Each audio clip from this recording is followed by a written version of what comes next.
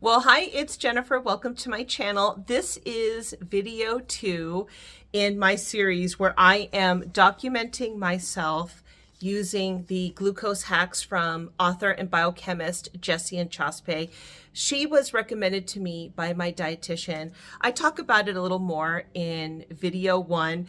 This was back then when I did video 1 last week, was a spontaneous decision to share my journey. This is something I have been trying to manage, meaning my A1C levels, that I keep going in and out of prediabetes. Also, my fasting blood glucose levels. Over the past 5 years, I looked at the graph and it has trended upward. And at the end of 2024, my A1C numbers were the highest it had been in the pre-diabetic pool.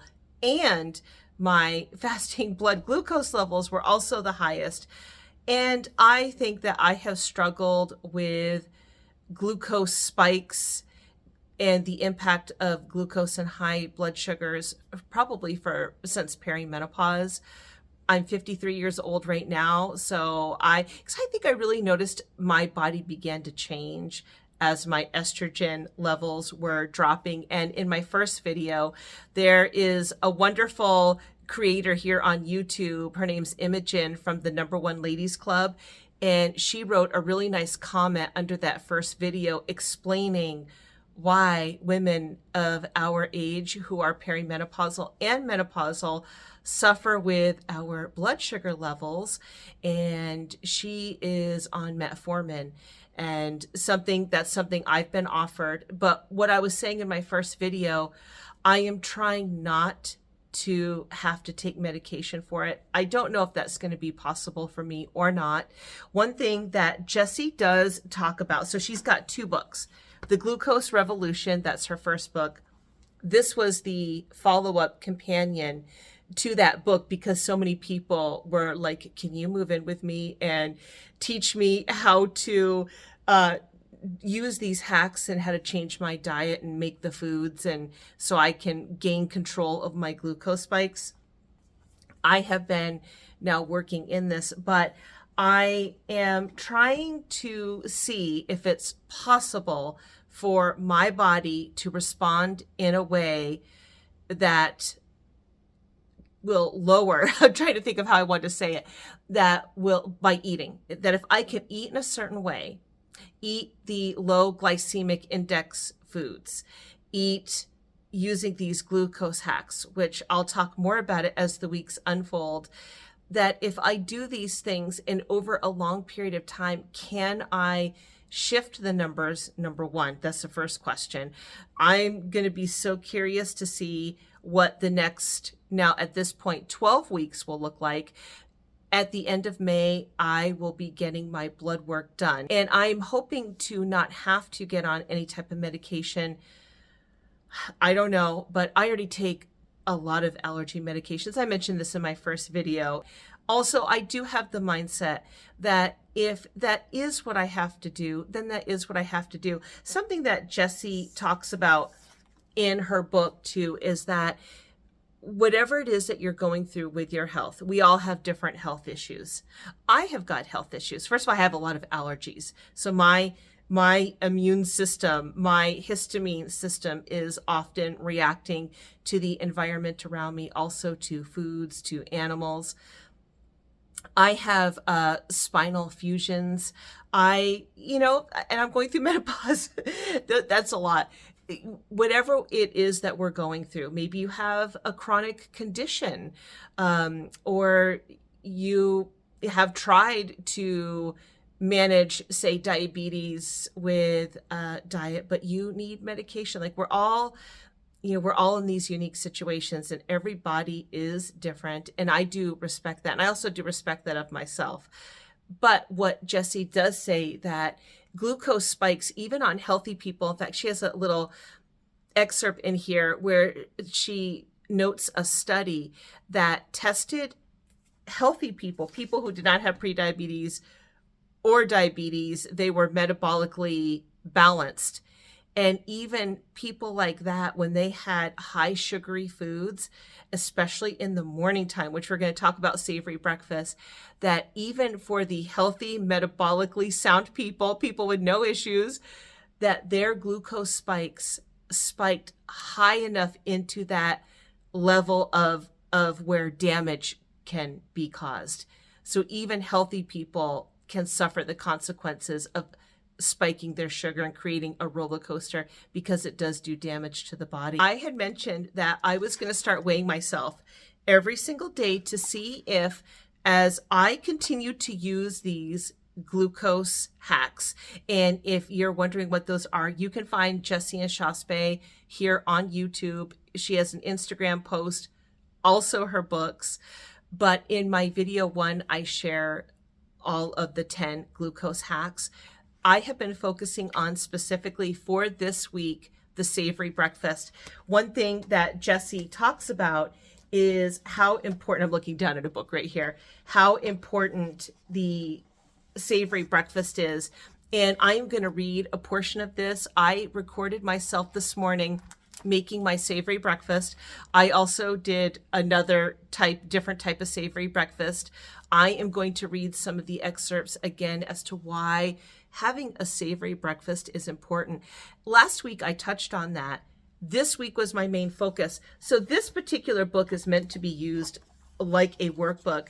What I am going to do is she has a section in here where you can document how you're feeling, because the idea, here we go, and there's different pages to document how you're feeling. Like this one's for vinegar. Oh, here is the savory breakfast. I'm going to do this. I'm going to work in this book this week and let you know. But I can tell you, I have felt really, I can tell the difference. Before I self-imposed this 13-week challenge to myself, I had just been really dealing with a lot of cravings. I felt like my sugar cravings were increasing. Overall, I was not feeling the best, and my weight tends to creep up. It's very difficult for me to lose a pound. I have been successful losing weight, but it's very, very difficult for my body to release weight.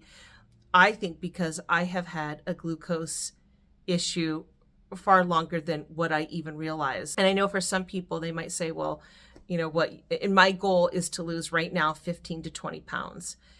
It would be so good for my body, for my spine. And that may seem like nothing to some people, but when you have a metabolic issue, losing 1 pound can be impossible. I used to play here in my community. I live in Anchorage, Alaska. I used to be part of this Japanese drumming group. I went to this, and it's called taiko, if you've ever seen it. It's like the big, huge drums on the ground, and you put your arms up. Well, toward the end of my time there, I did that for a decade. I was going 5 nights a week. I was on a performance team, and I was working out at home, and I was practicing all the time. Like I'm kind of one of those people that when I'm in something, I am in 100,000,000%. And I was into taiko hardcore. And I would work out for an hour and a half, and I would just pour sweat. I would crank the incline. My weight would not budge. But I look back at it now, and I think I have been struggling with glucose issues for years, the perimenopausal years, which was all when I was doing taiko. It's not about counting calories. And I used to always hear you can't out-exercise your food, and that weight loss is made in the kitchen. I used to always hear those things, but even still, I would struggle. The problem is I was eating the wrong foods. I would be exercising so much. I was very physically active, and I just could not shed weight at all. I would maybe tone up a little, but I just could not get weight off of my body. So it is not about calories. It is about managing the hormonal response in your body. That's something I've learned. I feel like I've learned so much from the dietitian that I started seeing last year, who introduced me to Jessie's work and these glucose hacks. One of the glucose hacks that Jessie talks about is don't count calories. The idea is that it's not about the calories per se, but it's about the hormonal response in our body due to the food we eat. And if we take in a lot of sugar and starchy foods that drive up that glucose spike, it then causes insulin to be flushed into the system to handle all the sugar. And then what it does is it just takes all that energy and it stores it. So then you're hungry again later. And that was something I always experienced. I mean, I would work out all the time. I would think that I was eating well, but I was always hungry. And that is something that can happen when you eat a lot of sugary, starchy foods. One thing that Jessie talked about with the savory breakfast is that is sort of the Western culture idea, is that you have the sugary, starchy breakfast foods, so you have energy during the day. But the opposite happens when you get all that sugar and starch, insulin floods in, and then insulin says, I'll take all of that energy. We've got to store that away because the body can't handle it. And then you're hungry again, even though you've just taken on this energy, you've taken in energy, and then, you know, you put on weight. That's been me. I mean, I am like a poster child for this stuff. I mean, once I started studying this and I began it last year, I'm a poster child for this. I wanted to read to you. This is out of that workbook. Let's see here. Okay. It's titled Symptoms and Conditions Linked to Glucose Spikes. And there's a lot of them. These were all the ones I was experiencing. Cravings, weight gain, poor sleep, mental health, anxiety. I used to think I had a gluten intolerance, and I may or may not. I'm still sorting that out right now. But my family practice doctor thought that I was experiencing an inflammatory response due to glucose spikes. And just to add to this, I have cut out a lot of carbohydrate and sugar out of my diet in recent weeks. I used to always eat oatmeal. Well, yesterday's meal, I had my savory breakfast, and I'll share a little bit more about that. But in the evening, I was looking for something to eat. I had been busy working in the home all day and cleaning and doing YouTube and things of that nature. I was really hungry and I didn't want to cook anything. I made one of what used to be one of my favorite staple breakfast meals. I had a cup of the Fit milk, which is supposed to be better for you. It's lower sugar, lactose-free, higher protein. But I did a half a cup of oats. I did some chia seed, some pumpkin seeds, and some berries. I do like frozen berries, and it's delicious. I used to add maple syrup into it, but I stopped doing that a couple of years ago because I have been on this journey of trying to lower my blood sugar issues. I was experiencing an inflammatory response after eating that oatmeal, I think is what it was. And I've not had oatmeal now in a long time. I used to have it all of the time. And I think that you can get used to your body being in a particularly inflamed state and not necessarily know what exactly it's linked to. So I have not had oatmeal for breakfast now it's been a couple of months. I've been trying to work on savory breakfast in general before I officially put myself on this 13-week challenge. Officially, no excuses. I had that oatmeal, and all night last night I would wake up, and I've got a couple of fusions in my lower spine, and which I used to think was linked to gluten, when I would get that inflammatory response, all of my joints would hurt, and my lower back especially would really hurt. And this morning I got up and I was so achy. And, honestly, I've almost felt a little anxious, which was also a symptom that I would get when I would eat gluten. But I think, and I'm hoping that's what it is, because then I can manage the starch and sugar and eat it in a different way to prevent the hormonal response with insulin by using these hacks. So that's mood. Mood is one of those things. Okay, so the symptoms, cravings, weight gain, poor sleep, mental health. Then they also have on here constant hunger and chronic fatigue because you're just not getting energy. Then mood. Now I experienced, so these are the ones I also said I experienced from glucose spikes: brain fog, gut health, wrinkles and aging, PCOS, because I had high free testosterone, great, and all of the symptoms that come along with it, acne, rosacea, eczema, I have eczema, menopause symptoms, like the menopause symptoms can be worse, insulin, prediabetes, and type 2 diabetes. I am really hoping that my body will respond to this. I know that it will respond to this.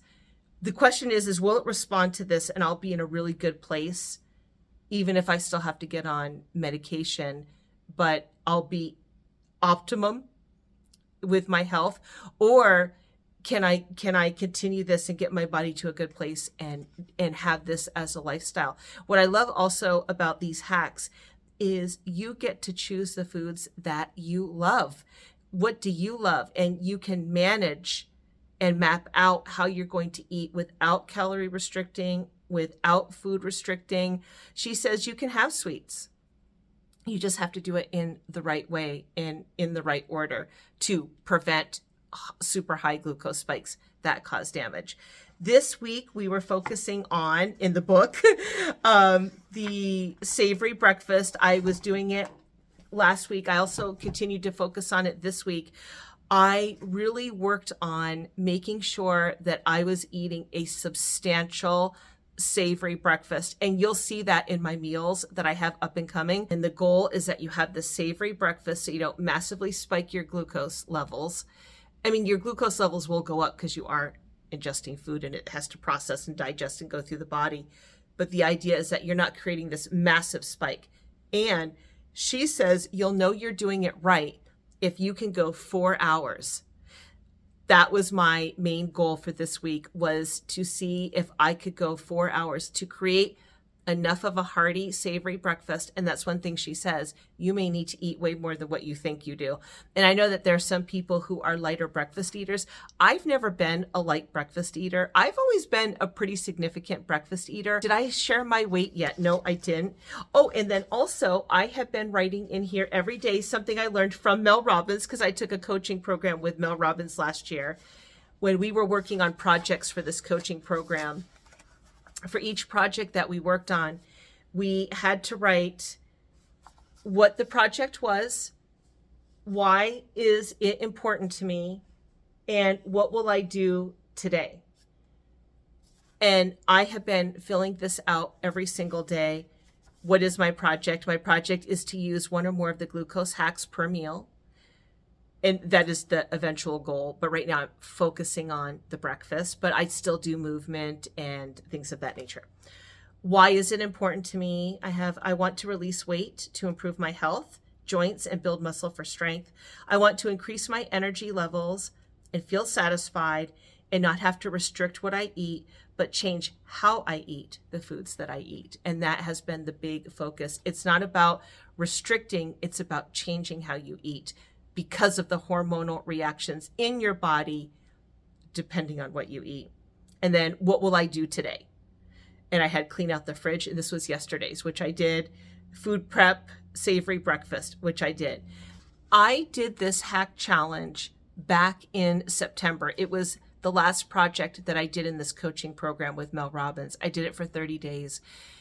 I followed one or more of the glucose hacks per meal, and I was able to release 5 pounds, which was a miracle because my body does not release weight. But the problem is I went back to my old eating habits because I was not really fully grasping all of this sugar spike insulin situation. I put those 5 pounds right back on.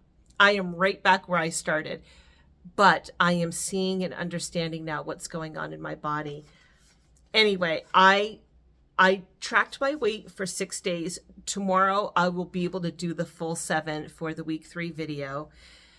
My average weight, so I weighed myself for 6 days, first thing in the morning, used the facilities, had my body weight right before I ate or did anything like that. My average of the 6 days was 152.9 pounds. So we will see what will happen with that. I'm really excited. I am loving the savory breakfast. You can create whatever kind of savory breakfast you want as long as it follows that savory breakfast guideline. Protein, healthy fat, fiber, sugar in the form of fruit if you want, starch for flavor if you want. Savory breakfast, and that it is substantial enough that it allows you to go 4 hours without like feeling starving, shaking, faint, hungry, like you want to eat everything. And I have been there. In fact, one of the motivations for me to put myself on this challenge, besides all the other issues like my blood work and prediabetes, my sugar cravings were for real. Now, my cravings this week, and I've been doing this already for a couple of weeks now. I've just only decided to start documenting it and then officially set myself on this 3-month challenge before my blood work happens. But my cravings have done pretty good. I have a very strong sweet tooth. I love chocolate. I love baked goods. I could never work in a bakery. I could never work in a store where I could nibble, because I'm just like an addict. And it does, like chocolate does, and sweets triggers like addiction in your brain, because it does. Your brain's like, yes, I want more. I want to talk about this a little bit more next week. The Wheel of Life. If you've ever heard of the Wheel of Life, it's a coaching program. It's where you take the different categories of your life and you rank them, how you're doing. Some you're going to be really happy about. Some you'll be mediocre, and maybe some categories of your life you're not as thrilled as to where you're at in that category. For me, health has always been, when I do the Wheel of Life and I'm ranking my categories and being like, okay, what do I want to work on this year? Health is always in my top 3. It has always been a struggle for me in one way or another, besides like the allergies and like fusions and like those types of things. But I'm hoping to make that change. Like, I want to develop a way of living that will easily sustain me and something I will love to do for my life. There's so many exciting things coming up in the future that I want to have energy for and I want to feel good for. Or just even like for me, I have spinal fusions. Whenever you have fusions and back issues, because the muscles atrophy around the fusions, the other muscles want to come in and really help and they overwork. I am always managing back pain. It is a constant thing for me. So you may have something that you just have and that's not going to change. But the idea is that we manage the way that we feel, hopefully, and the way our body is running through eating in a way that helps our bodies to be at its best, not causing inflammation, moods, poor sleep, which makes you feel awful, and it makes you want to eat more. Anxiety, that was always just such a big one for me when I would have those inflammation responses. But and this is what I'm hoping for. That this will be something that will help me live a life that I have energy for. What I am hoping from this experiment and then going forward is that my body will indeed respond. And of course it will, because this is science. And even the healthy people, like I said before, can have massive glucose spikes and cause damage. I am somebody who dips in and out of prediabetes, and I have high fasting blood sugar. My goal is to get those numbers down and be metabolically sound, have energy, feel good, not have the inflammation, not have the cravings, not have the anxiety, PCOS symptoms, high free testosterone issues, the menopause, all the things. Like I am almost officially in menopause. But if I'm eating in this way, then it'll help my body better handle it, even though I'm still going through it. So we're still going to have things that we're going through. But if we're able to help our bodies be in the best state, best condition possible, then that will help us manage those things that we can't change. All right, let's get into the cooking, and I'll read and share some other things while we go through that. Okay, bye-bye. Until the next video, I'll see you for video 3. For next week's video, I will continue to work on savory breakfast. I'm gonna try different recipes this week. I've got a couple of ideas, some new things I wanna try, and I just wanna build the recipe catalog. And I also want to build the habit and think about building my savory breakfast each morning and let that just become a part of my routine. All right, well, for this first breakfast, I am preparing brown jasmine rice with seasoned chicken thighs, and I like to use rosemary and thyme. That's my favorite seasonings to bake with for chicken. I just love those flavors. And I'll sprinkle on a little lemon pepper. I use a little olive oil. I'm also using a prepared food from my local grocers. It's a package of broccolini, and it comes with this most delicious seasoned butter. And like I was saying earlier in the video, this past week I have been working on having a substantial breakfast.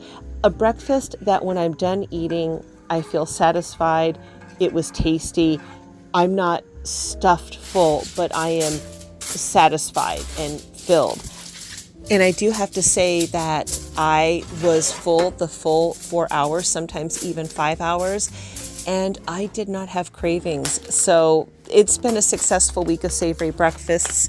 I'm going to continue building recipe ideas this week with the savory breakfast and setting myself up for that. But I wanted to read a little bit about chickpeas, which will be in my next breakfast, and brown jasmine rice. So part of the savory breakfast makeup, I was trying to think of the right word, makeup is protein and healthy fats, fiber, sugar in the form of whole fruit, or starch for taste.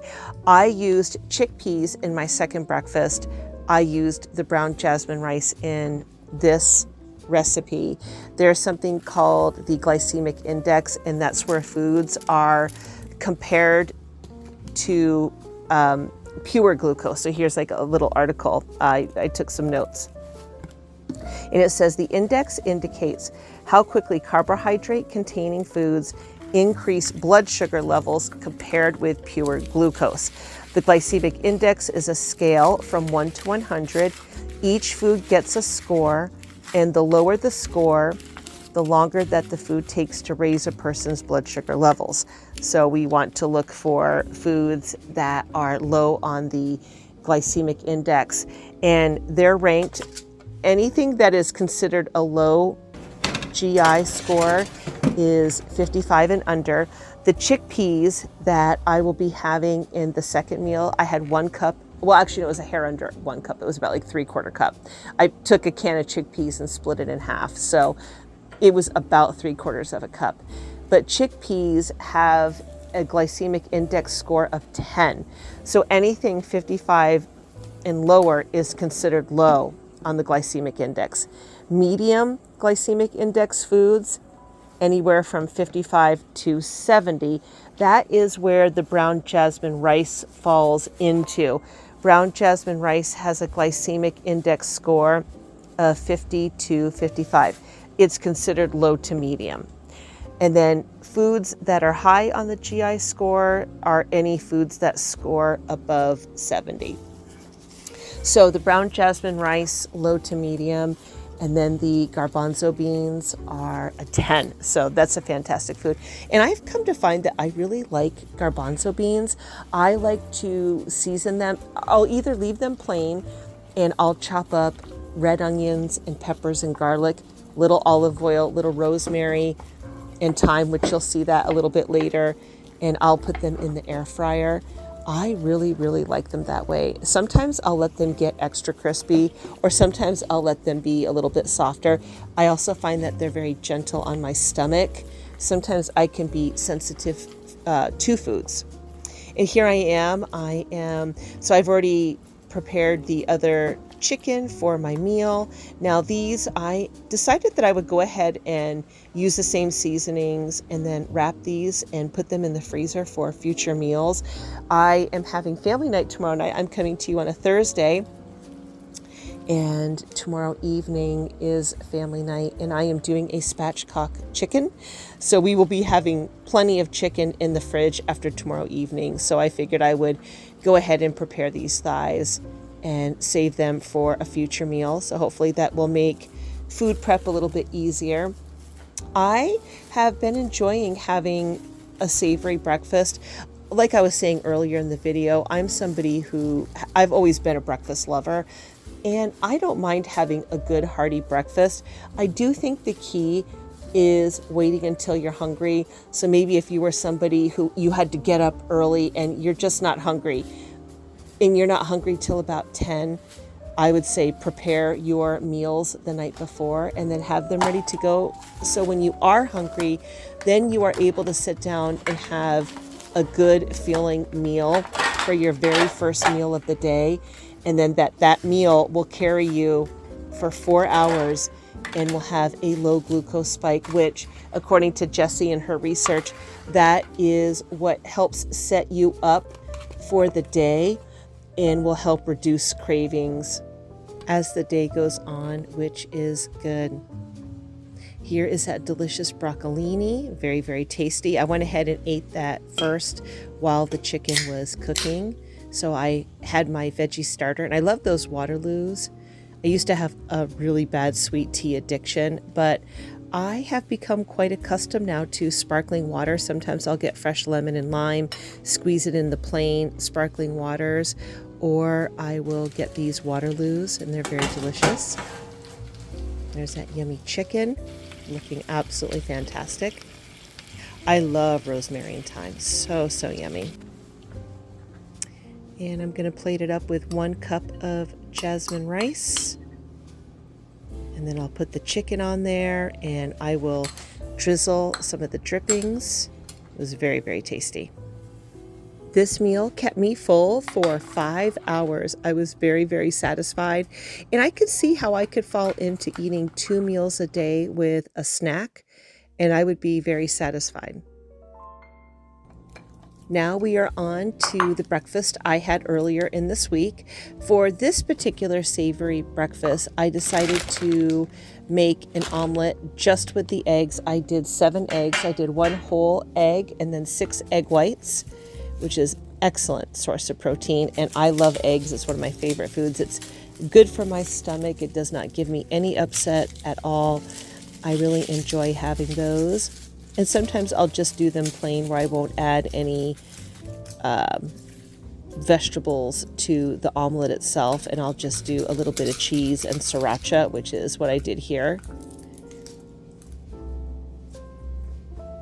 I figured that I would incorporate some beans into my savory breakfast since, of course, now we know that the garbanzo beans are really low on the glycemic index at a 10. That's fantastic. But because of their fiber and protein, it's such a great food to have at breakfast. What I'm going to be doing with this mixture is I will be rinsing these beans, splitting the can in half. So it equaled about 3/4 cup of garbanzo beans.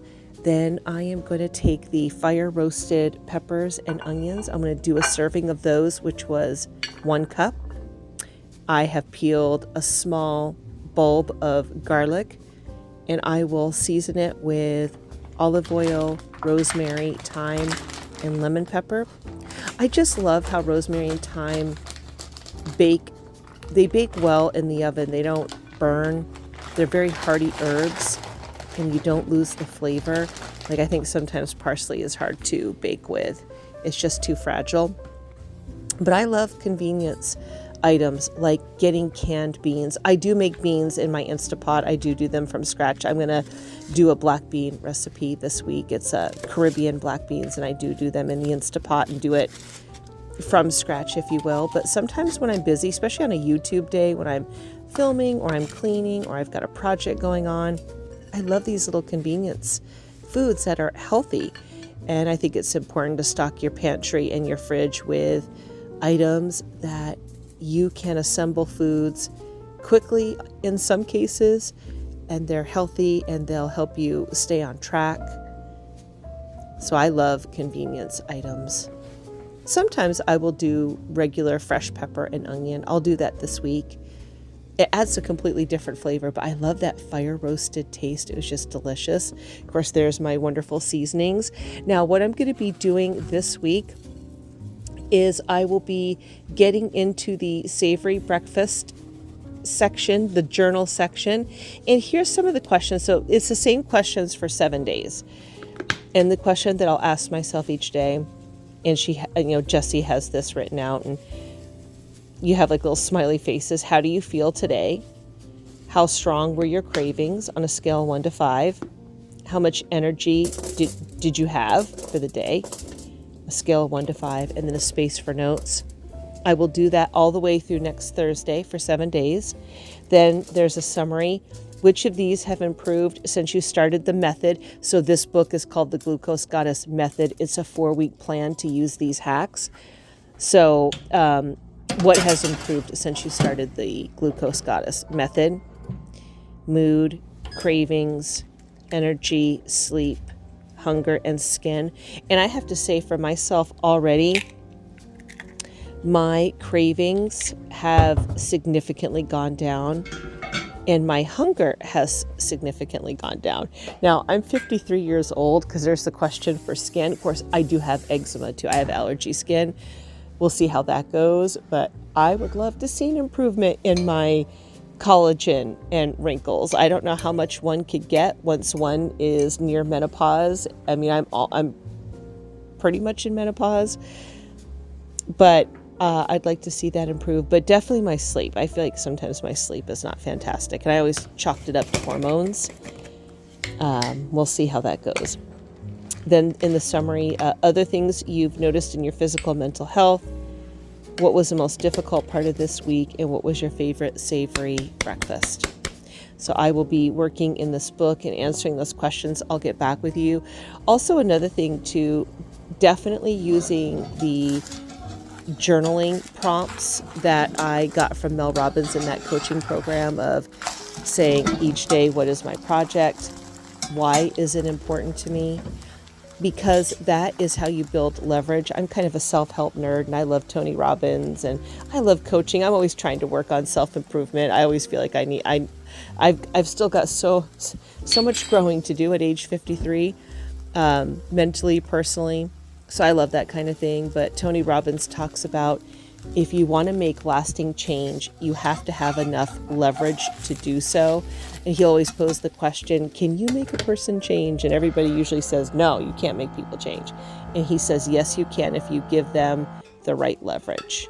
Show them the right leverage. When you're using the journal prompts and saying, why is this thing important to you? You are creating leverage. You are telling yourself why change is good. And oftentimes we associate the pain with giving up of something. I've definitely done that. Versus the pain of what the thing you're doing will do to you long term. So there's ways and tips and tricks that you can work on rewiring the brain. And here is the meal all served up. It was very, very delicious. After I ate this portion of the meal, I then had my sugar in the form of a whole fruit. Had this yummy, delicious grapefruit. You can see I've got them up on the counter, so I'm going to be eating those each day. And this was a great breakfast. And until the next video, bye-bye.